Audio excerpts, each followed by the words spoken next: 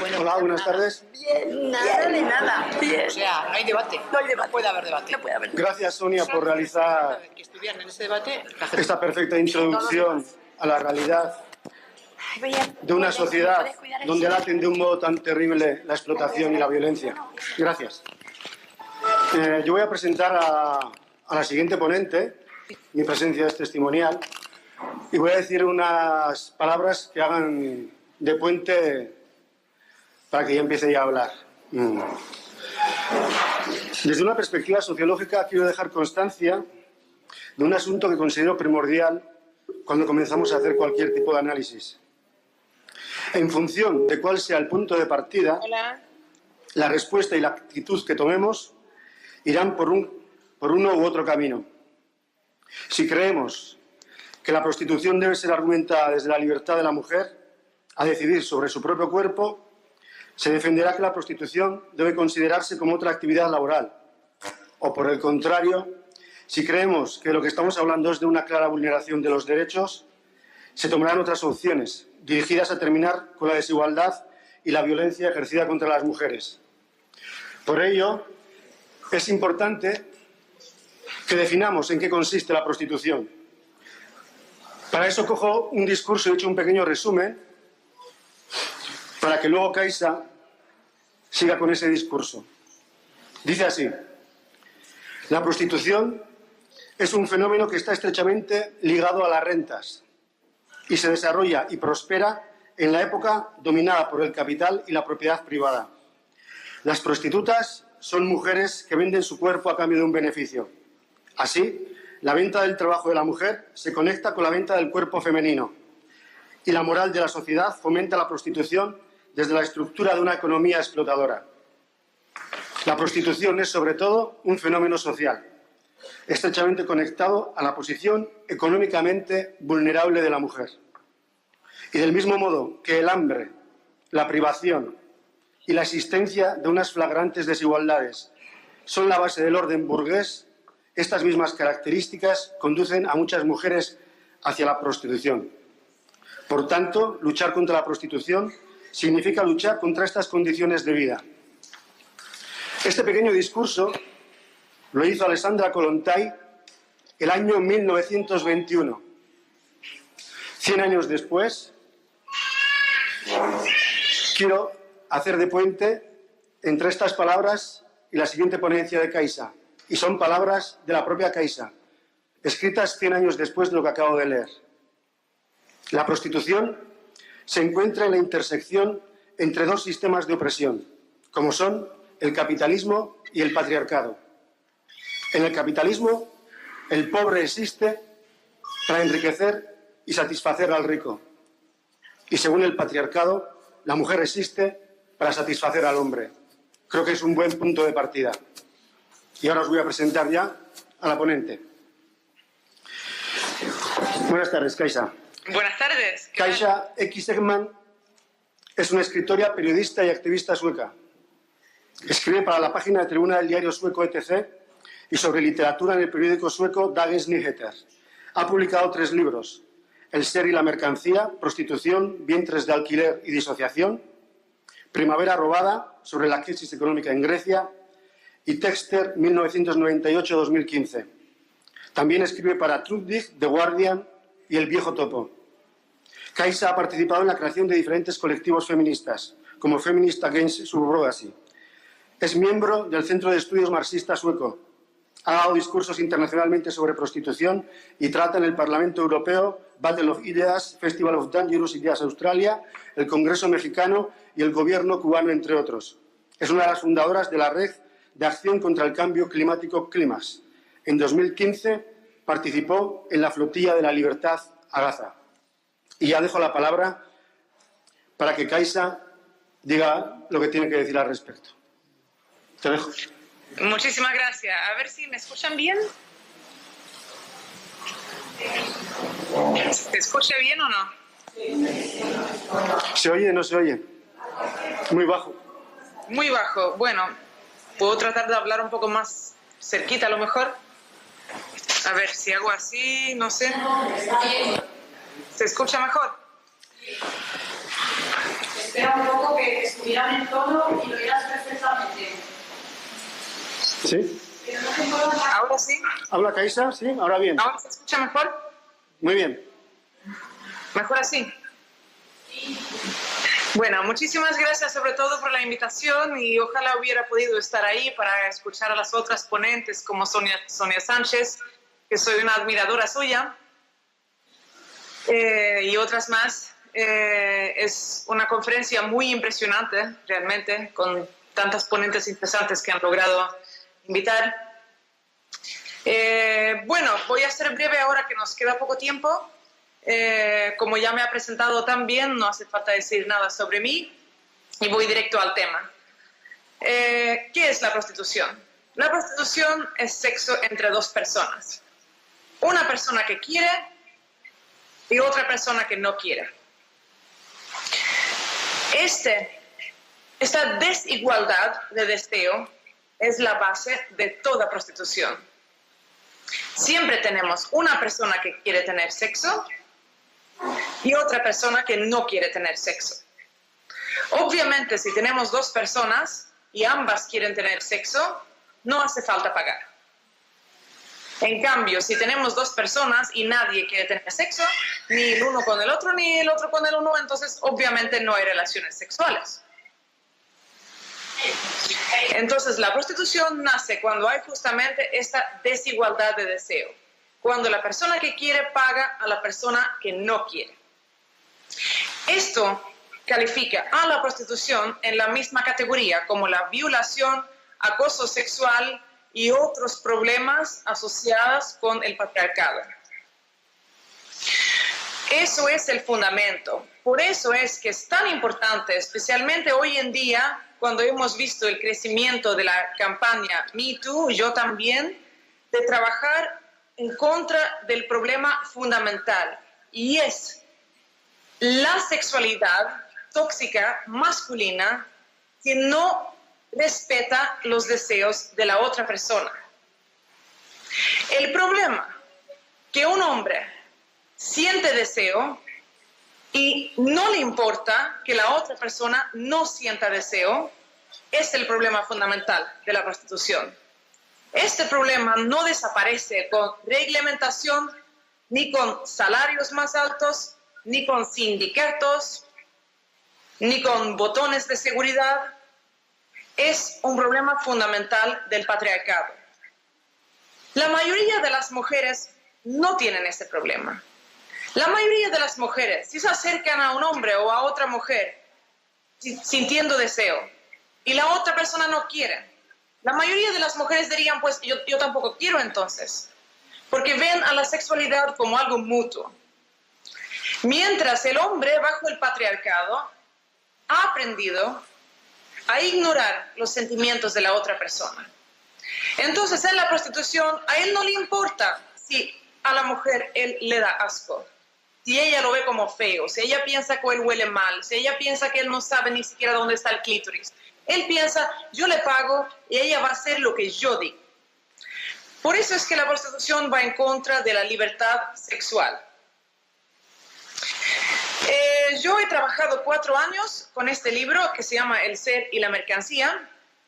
Y este libro es un análisis tratando de entender lo que es el discurso del trabajo sexual, de dónde viene, cómo ha nacido y quién está detrás. Yo iba por Europa tratando de encontrar quién estaba detrás de estos supuestos sindicatos de trabajadoras de sexo. Muchas veces tienen una impresionante presencia en la red, diciendo que hay miles de miembros o miembros y que hablan por las personas prostituidas. Lo que me di cuenta cuando trabajé con este libro fue que muy pocas veces es el caso. El sindicato más conocido de Europa de trabajadores sexuales se llama Hilo Rojo y es de Holanda. Fue fundado como parte de la estrategia holandesa de relegalizar la prostitución. Como sabemos todos, Holanda fue el primer país en prohibir la prostitución, incluso el proxenetismo, hace 100 años, dado que la prostitución siempre ha sido un gran problema en Holanda. Cuando Holanda preparaba la relegalización de todos los sectores de la prostitución, incluso el proxenetismo, renombrando a los dueños de burdeles como empresarios. Parte de esa estrategia fue fundar un sindicato, dando la impresión que detrás de esta legalización estaban las personas prostituidas.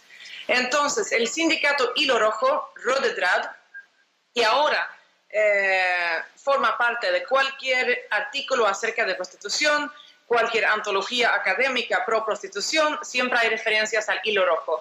Lo que muchas veces falta es la verdad sobre el Hilo Rojo, que siempre fue fundado y pagado 100% por el Estado.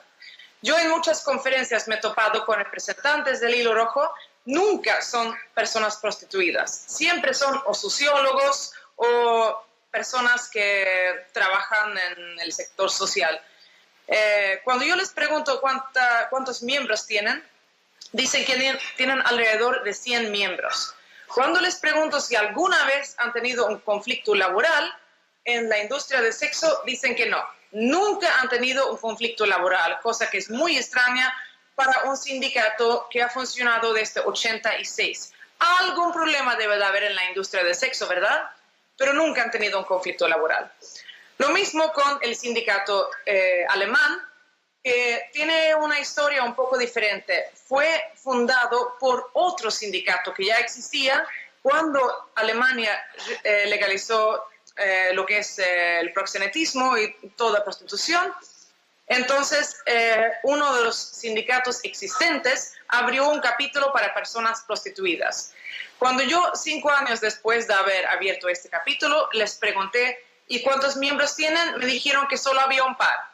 Y eso, claro, es muy llamativo, dado que en Alemania había alrededor de 400.000 personas en prostitución.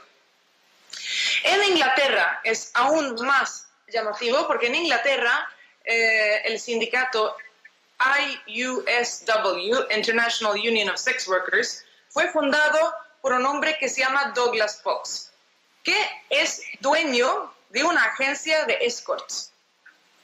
O sea que Douglas Fox, a la misma vez que es dueño de una agencia en internet de escorts, o sea que es un proxeneta, también funda organizaciones para los derechos de las trabajadoras sexuales. Entonces, cuando el proxeneta Douglas Fox se quiere oponer a nuevas legislaciones que tratan de prohibir o por lo menos limitar los derechos del cliente, siempre puede hablar en nombre de las personas prostituidas, en vez de hablar por su propio interés como proxeneta. Cuando fui a Francia, hay un sindicato que se llama Stras, que también fue muy conocido antes de que Francia prohibiera la compra de servicios sexuales. Y este sindicato aparecía muchas veces en los diarios diciendo que nosotras, las prostitutas, no queremos esta legislación, queremos que sea un trabajo, queremos una legislación igual que Holanda y Alemania y tal. Yo fui a encontrarme con este sindicato cuando escribí este libro. Eran 3 personas. 2 de estas personas eran hombres. No dudo que estas personas tengan una opinión política sincera, que tengan una ideología sincera y que a lo mejor tienen una experiencia de prostitución. Pero era muy lejos de los supuestos miles de miembros que Stras se decía tener. Entonces, en la industria del sexo, muy pocas cosas son lo que parecen.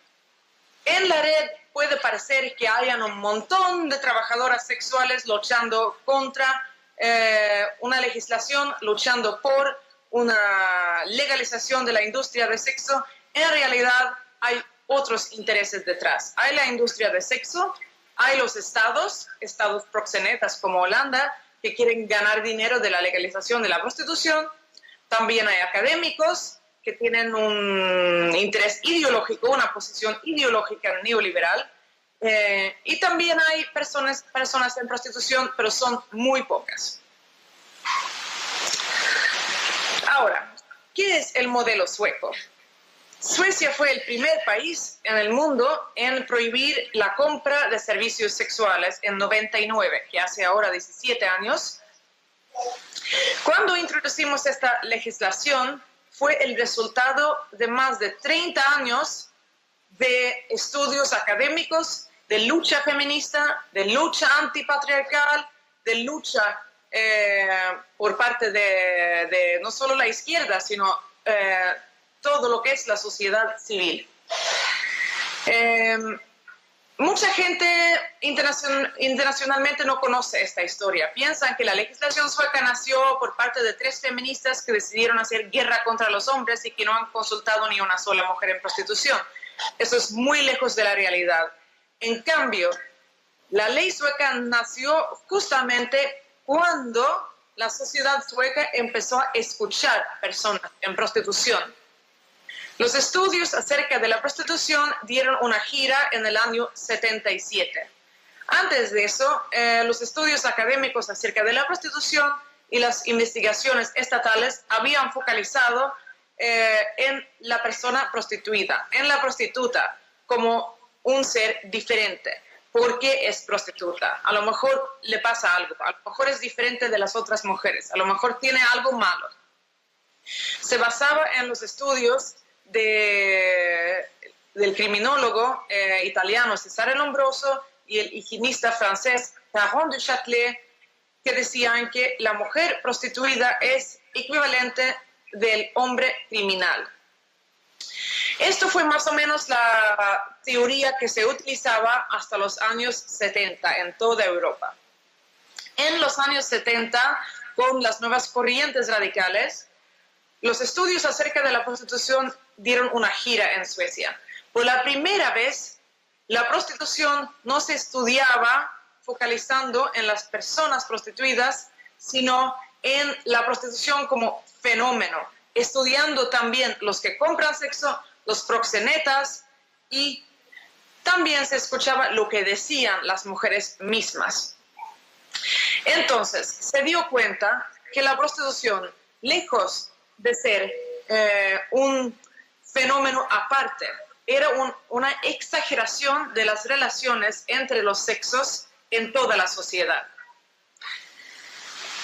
Cuando se empezó a escuchar lo que decían las mujeres en prostitución, se empezó a dar cuenta no solo que tenían muchas veces una historia muy trágica, que empezaban a prostituirse cuando aún eran niñas, que la edad promedia era 14, 15 años, que habían tenido ya una historia de abuso sexual, de violación, de incesto, muchas veces habían huido de casa, estaban en situación de pobreza, pero también que la prostitución para las mujeres prostituidas no tenía nada que ver con sexo, nada, absolutamente nada, al contrario. Y esto era muy interesante, porque muchas personas que no saben lo que es la prostitución piensan que es sexo. ¿Por qué? Porque para el cliente, para el comprador, es sexo. Pero para la mujer en prostitución, y digo mujer porque en 90% de los casos estamos hablando de mujeres, para la persona que vende no se trata de sexo. Para la persona que vende se trata de desarrollar estrategias para defenderse de lo que está pasando, para no pensar en sexo. Y cuando después de esa gira que yo estaba hablando, en los años 80 y 90, estudios de Suecia y de Noruega, y luego en el año 2000, en Estados Unidos también y en otros países, empezaron a estudiar justamente eso, las estrategias de defensa de las personas prostituidas. Y se ha descubierto que utilizan las mismas estrategias y son universales. O sea, igual, si la mujer en cuestión dice que está en favor o en contra de la prostitución, si está en la calle o si está en un burdel o si es un acompañante de lujo, si está en Australia o en Francia, si es una biografía escrita hace 100 años o si es una entrevista de hoy día, dicen las mismas cosas. ¿Y qué dicen? Que para sobrevivir en la prostitución hay que separarse. Hay que separar el yo el ser de lo que uno vende. Entonces, nunca van a utilizar sus propios nombres. Siempre van a utilizar otro nombre. Siempre van a utilizar otra ropa. Si el cliente les pregunta qué música te gusta, no van a decir la música que realmente les gusta, porque si el cliente dice a mí también me gusta, es como si ensuciara esa música. Entonces, desarrollan otra personalidad y eso es en psicología lo que se llama disociación. Eso es también lo que llamamos en el marxismo reificación, según el marxista húngaro György Lukács, que hablaba de, según el capitalismo, el ser humano vende más y más cada día de su propia personalidad y eso tiene como resultado la reificación, la cosificación del ser humano. Y esto es en psicología disociación. Es lo que sufre una mayoría de mujeres en prostitución, justamente porque se tienen que defender del acto. Piensan en otra cosa. Toman alcohol o droga para no pensar en lo que está pasando. Tienen a lo mejor una parte de su cuerpo, como la boca, que el cliente no pueda tocar, siempre para defenderse. Y esto es justamente lo que predica la ideología del trabajo sexual. No sé si a lo mejor en este público hay personas que creen en la ideología de trabajo sexual. ¿Qué es esta ideología? Según la ideología de trabajo sexual, en el acto sexual debe de haber dos personas. Una persona que está ahí en su tiempo libre. Ustedes saben que en su tiempo libre la gente disfruta. En su tiempo libre la gente hace lo que quiere, ¿no? Entonces, la persona que está ahí en su tiempo libre disfruta, goza, siente deseo, se siente caliente y luego cuando termina el acto, vuelve a su casa, vuelve a su esposa, a sus hijos y el día siguiente vuelve a su trabajo. La otra persona no está ahí en su tiempo libre. La otra persona tiene que hacerlo por dinero. La otra persona lo hace como un trabajo. Ustedes todos saben lo que es un trabajo. Es algo que a uno no le gusta, ¿verdad? Es algo que uno hace sin quererlo. Es algo que uno hace de manera monótona. Es algo que uno hace mirando el reloj. Es algo que uno hace pensando cuándo va a terminar. Y esto es justamente la distinción típica patriarcal entre hombre y mujer. Lo que según el patriarcado, el hombre y la mujer deben de sentir delante del acto sexual. Que el hombre debe de gozar y la mujer tiene que estar ahí como un deber. Entonces vemos que el trabajo sexual no es otra cosa que la mercantilización de los viejos roles patriarcales. Una verdadera liberación sexual sería que ambos estuvieran por su propio gusto, que ambos realmente disfrutaran del sexo. Esto es la revolución sexual. La revolución sexual no es hacer del sexo un deber para la mujer. Ahora, ¿cómo pasó que Suecia decidió criminalizar la compra de servicios sexuales? Fue cuando se descubrió que el cliente es el que tiene realmente una opción en la prostitución. Él puede decir, no compro. Entonces, ahora hace 17 años que tenemos esta legislación. Los resultados son muy positivos. Antes de la legislación teníamos 1 en cada 8 suecos que compraban sexo. O sea, si tenías 8 hombres, 1 pagaba por sexo. Ahora tenemos 1 en cada 13 hombres que compran por sexo, que pagan por sexo. Entonces, ha bajado bastante comparado con la situación en Alemania, donde 1 en cada 4 hombres compra sexo. Alemania y Suecia son países bastante parecidos culturalmente. Entonces, esta diferencia solo se puede explicar por la diferencia en legislación, que en Alemania, calle tras calle, está llena de burdeles, lleno de sex club, lleno de puticlub, lleno de strip club, lleno de todo. Hay publicidad en los metros, hay publicidad en los buses. Es socialmente aceptado. En Suecia, de mientras, la prostitución no se ve, no se nota. Claro que existe, porque tampoco voy a decir que es un paraíso, tampoco voy a decir que hemos realmente acabado con toda prostitución, pero tenemos muy poco. El último estudio demostró que teníamos, claro, no se puede saber, pero como máximo 700 personas en prostitución. Eso comparado con Dinamarca, que es un país mucho más pequeño, donde hay 8.000 personas en prostitución. En Suecia, para un hombre que quiere comprar sexo es muy complicado. Tiene que ir a buscarlo. Siempre tiene miedo de ser arrestado por la policía. No se lo va a contar a sus amigos porque los amigos lo van a considerar un miserable. En Suecia, entre los jóvenes, pagar por sexo no es nada macho. En Suecia, pagar por sexo es una vergüenza. En Suecia, si pagas por sexo, te miran como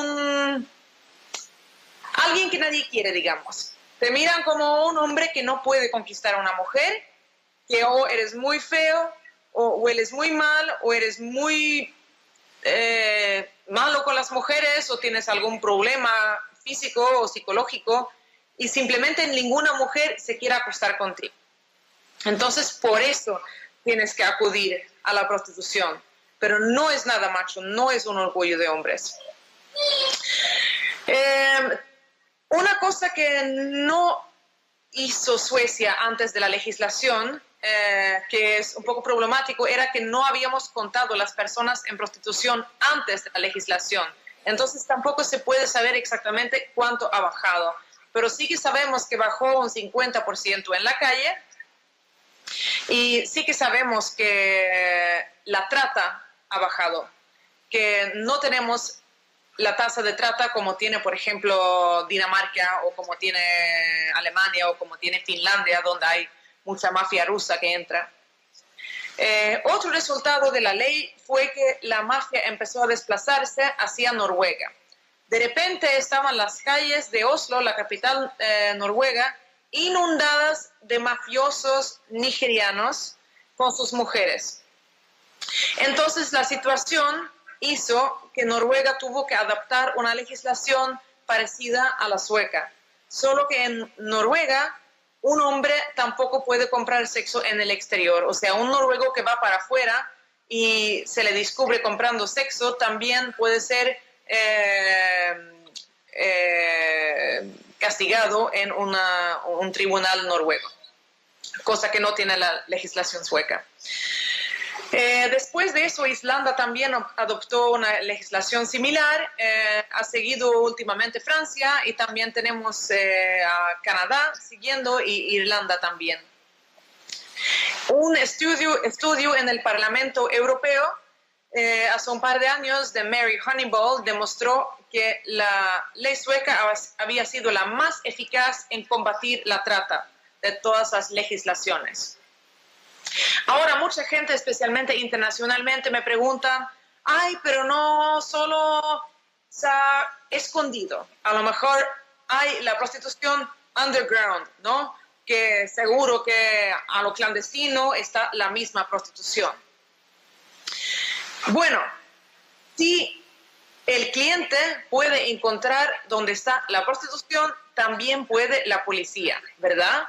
La prostitución, como es de naturaleza una actividad capitalista, tiene que llamar a los clientes, obviamente tiene que hacer publicidad, entonces la policía también la puede encontrar. Pero claro, yo prefiero que la prostitución sea difícil de encontrar, sea complicada de encontrar, antes de que esté en la mera calle, con publicidad, llamando a todos los hombres que se han tomado un trago o dos a entrar para tener todo el sexo que quieras para 5 euros, como es la situación en Alemania. Yo prefiero vivir en un país como el mío, donde nadie se pueda secar en la calle diciendo cuánto cuestas. Porque hasta el intento de comprar sexo es ilegal en Suecia. Entonces yo puedo caminar en la calle con orgullo y no sentirme como un objeto, no sentirme como un objeto de consumo. Y si alguien me trata de comprar, yo le puedo denunciar. Y esto también da una pequeña ventaja a la persona prostituida en la situación de prostitución donde igual sigue siendo vulnerable. Y es que ella lo puede denunciar a él, mientras él no la puede denunciar a ella. Y esto sí que le da un poco de poder también. Es importante también subrayar que la ley no es solo una ley, va acompañada por servicios para personas en prostitución y también para los compradores de prostitución que pueden llamar a tener terapia si quieren dejar de comprar sexo. En las 3 ciudades mayores de Suecia, que son Estocolmo, Gotemburgo y Malmö, tenemos servicios para personas en prostitución y para clientes, pero obviamente no están en el mismo lugar, porque no va a ser que una mujer vaya ahí para tener terapia y se va a topar con el viejo cliente. Obviamente están en otra parte. Y lo importante también de subrayar es que no son programas de salida, no son exit programs, porque lo que queremos es ayudar a las mujeres con lo que ellas quieran, no es sacarlas simplemente de la prostitución, sino que ellas pueden ir ahí y ellas pueden decir, bueno, yo a lo mejor no quiero dejar la prostitución, pero quiero ayuda con un proxeneta violento, o quiero hacer terapia por una violación que subí, o quiero servicios de ginecólogo, o a lo mejor estoy en mucha deuda y quiero que me ayuden con la deuda, o quiero a lo mejor que me ayuden con un departamento. Bueno, el servicio social está ahí por ellas. Ahora, ¿cómo funciona todo esto? Eso siempre depende de las personas encargadas. A veces tenemos buenos policías que están realmente priorizando el problema de la compra de sexo. Entonces sí que agarran un montón. Y a veces en algunas ciudades, como últimamente en Gotemburgo, hemos tenido problemas con asesinatos y mafias que no tienen nada que ver con prostitución, pero entonces la policía ha focalizado todos los recursos en eso y se han olvidado un poco de la prostitución. Entonces, no voy a decir, ay, mira, es un éxito, ya no hay prostitución, o mira, ha fracasado, hay prostitución. O sea, es como todo, depende. Si dedicas recursos, sí que tenemos resultados. Vemos que cuando la policía realmente está ahí en la calle y busca a los compradores de sexo, la prostitución desaparece. Cuando en alguna ciudad la policía dedica recursos a otras cosas, está la prostitución. Pero lo bueno es que cuando se hizo un estudio, 10 años después de la introducción de esta ley, hemos visto que no solo había bajado la violencia, sino que no se ha matado ni una sola mujer en prostitución desde el año 86. Comparando con Holanda, donde cada año se mata 13 mujeres solo en Ámsterdam, en las ventanas donde están. O sea que vemos que no hay que ser marxista, no hay que ser ni siquiera feminista, solo basta con ser humanista y querer salvar vidas para entender que si nos importan las vidas de las mujeres, hay que acabar con la prostitución. Porque la vida en la prostitución es muy corta. Las mujeres en prostitución tienen una tasa de mortalidad 40 veces más alta que mujeres fuera de prostitución. Entonces, es vital, es importantísimo, si queremos que las mujeres tengan una vida larga y sana, acabar con la prostitución. Suecia no lo ha hecho, pero está en buen camino. Y eso me hace muy orgullosa. Que los niños que crecen ahora mismo, ellos piensan que esta ley ha estado durante 50 años. Ellos no entienden que fue hace 17 años apenas. Ellos dicen, ¿pero qué? O sea, hace 20 años era ilegal comprar sexo. ¿Pero cómo así? Si es una barbaridad.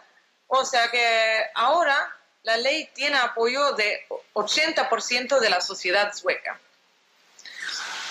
Yo veo que nos falta poco tiempo, entonces a lo mejor alguien tiene alguna pregunta relacionada con lo que he dicho, o con la ley sueca o cualquier cosa.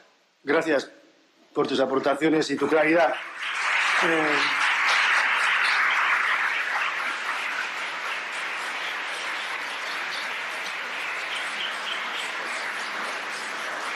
Daremos paso a a una ronda de preguntas. No sé si con el micrófono abierto podrás escuchar bien, si no ya te las pasaré yo. Para empezar voy a lanzarte la primera pregunta, Kaisa. ¿Por qué piensas que hay tanta gente actualmente que cree que tratar la prostitución como otro trabajo cualquiera es normal? ¿Cuáles crees que son las razones que han llevado a ello? Es una alianza entre la izquierda postmoderna y la derecha neoliberal. Yo creo que es algo postsoviético. Es la idea de que no hay que cambiar la sociedad, solo basta cambiando las palabras que utilizamos para describir la sociedad. Entonces, no hace falta hacer el gran trabajo de acabar con la opresión, de luchar contra el patriarcado, de luchar contra el capitalismo, sino que vamos a poner otros nombres a todo y todo sigue igual, pero nosotros dormimos bien. Porque esta ideología no existe dentro del mundo de la prostitución. No hay ningún comprador o cliente de prostitución que entra en el cuarto diciendo: hola, usted es trabajadora de sexo, me gustaría comprar servicios. Él va a utilizar la misma palabra puta, polvo, él la va a despreciar.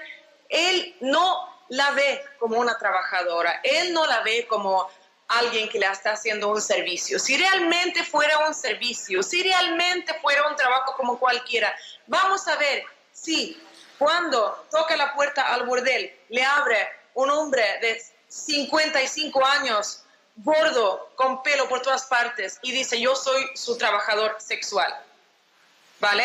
Porque fíjate que en el mercado laboral no se puede discriminar, ¿eh? Que él no puede decir que la trabajadora sexual tiene que ser una chica de 19 años. No, si es un trabajo, igual que lo haga un hombre y que sea lo mismo. Entonces, ustedes ven que ellos no lo ven así. Es una ideología que solo está alrededor de la industria, no dentro de la industria. Es una ideología que existe para que las personas progresistas, pero que viven bien, de la clase media, puedan dormir bien sin pensar en el hecho de que ahora mismo en la calle hay mujeres muriéndose. Bien, podemos decir que el capitalismo se apodera del discurso progresista con total facilidad. Vamos a dar una palabra a alguien que quiera preguntar.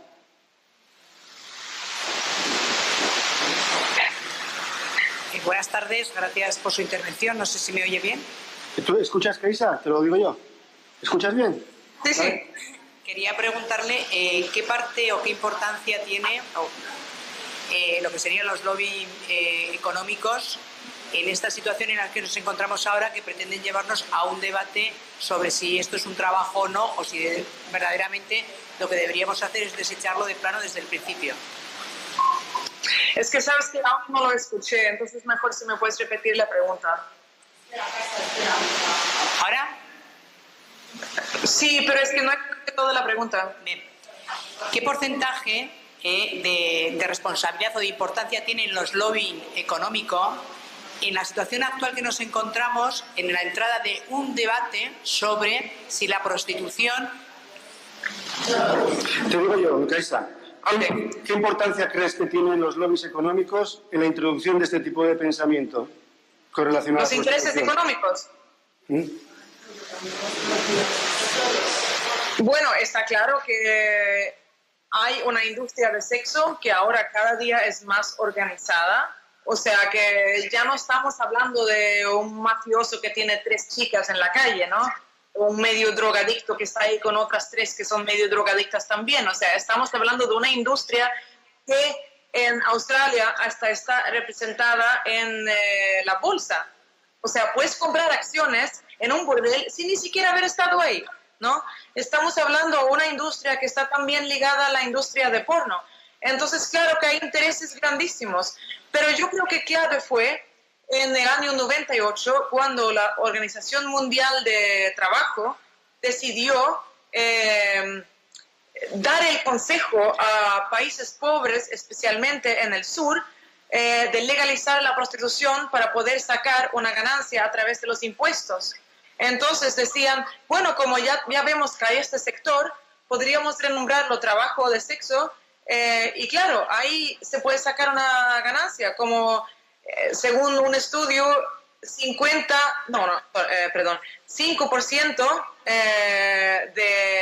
de los impuestos holandeses vienen de la industria de sexo. Y claro, no solo de los bordeles y las personas en prostitución, sino también del turismo relacionado con la industria de sexo, porque los turistas vienen, pagan hotel, pagan taxi, compran cosas, comen y todo eso. Entonces hay toda una industria que vive de la industria de sexo. Entonces yo creo que eso fue clave. En el año 98, cuando la Organización Mundial de Trabajo recomendó eso a los países pobres, ahí fue cuando dio como un empujón a ese tipo de lenguaje. Bien, te van a hacer otra pregunta. Yo mientras tanto aprovecho, sigo preguntando. Espera. Ahí al fondo. Espera. Espera un poquito, Kaisa.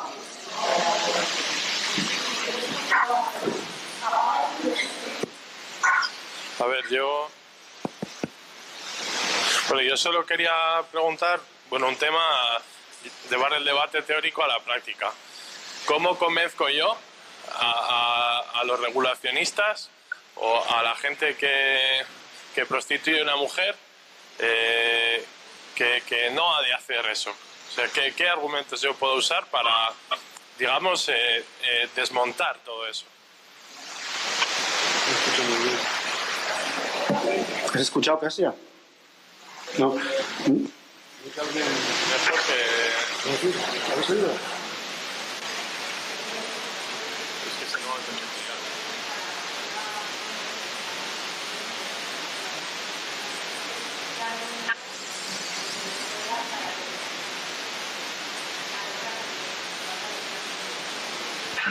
Hola.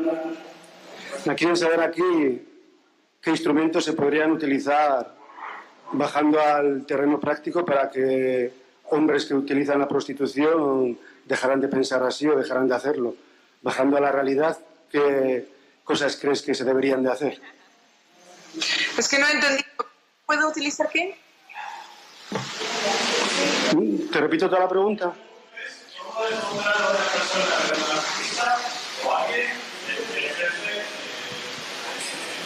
¿Me puedes escribir la pregunta?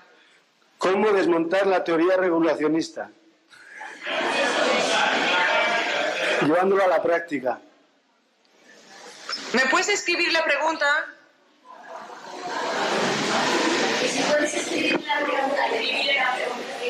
Sí, ahora viene. Ahora viene a preguntarte.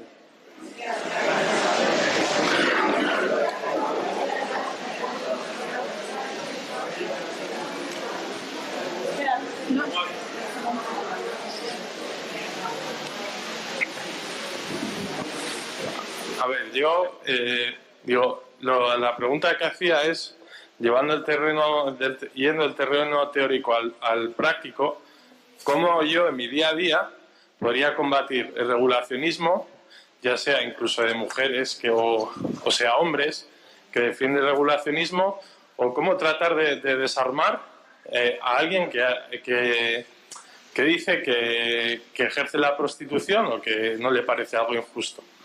Es un debate, digamos, cómo llevar esto a la práctica, esta lucha. Bueno, ya he entendido la primera pregunta. Bueno, ¿cómo desmontar el discurso reglementarista, no era? Sí.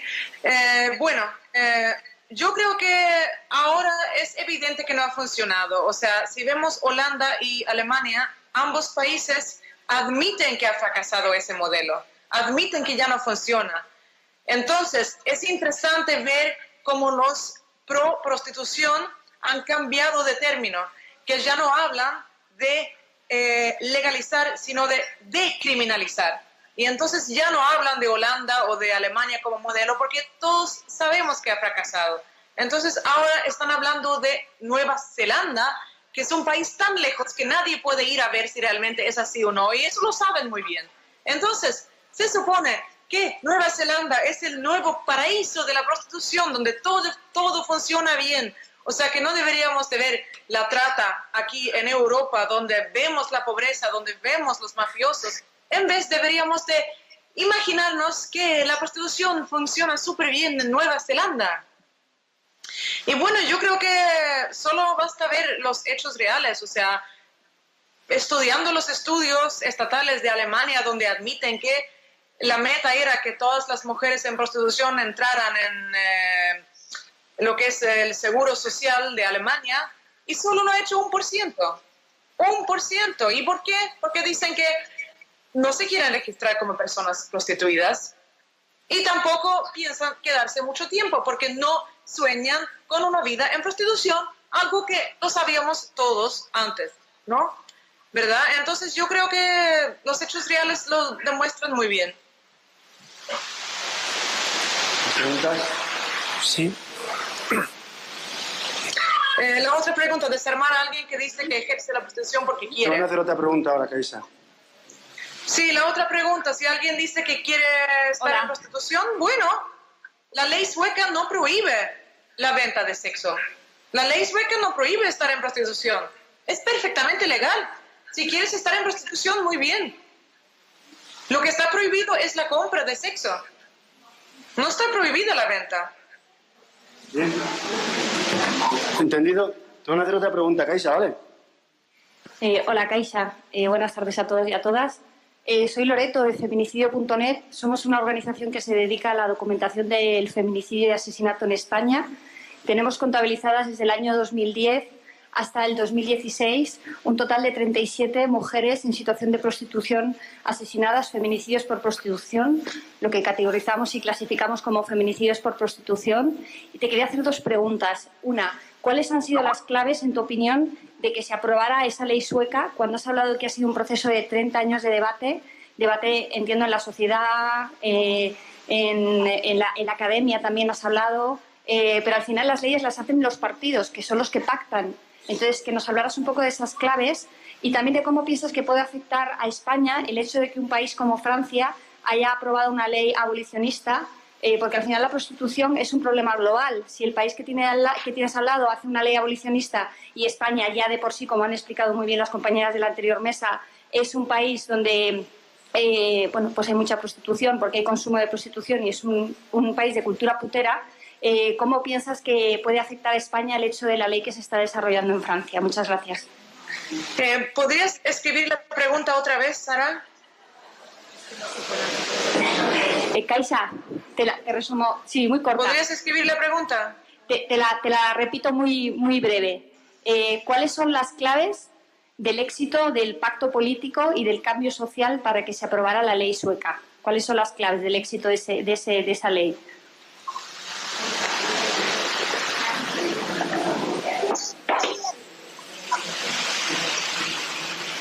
¿Me has oído, Kaisa?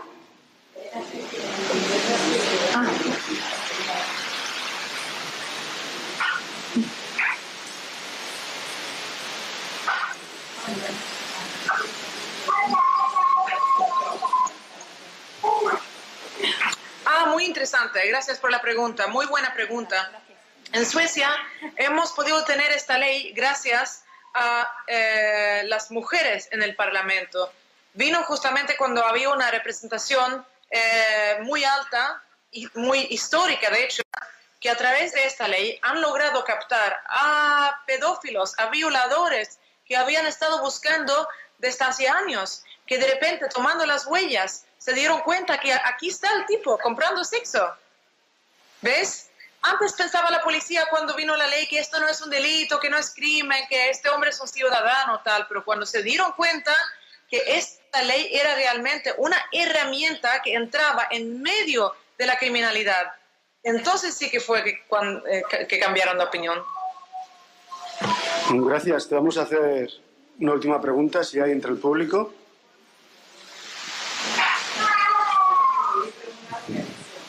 ¿Cómo afecta la ley abolicionista en Francia a un país como Francia? Vale, la última pregunta es ¿cómo afecta la ley abolicionista en Francia o en cualquier otro país, teniendo al lado un país con una legislación contraria? ¿Bien? La sociedad es uno de los conjuntos más grandes que hay en Europa. El ejemplo de Francia y España, considerando que entre Francia y España está la frontera con Junquera, que tiene uno de los prostíbulos más grandes de Europa.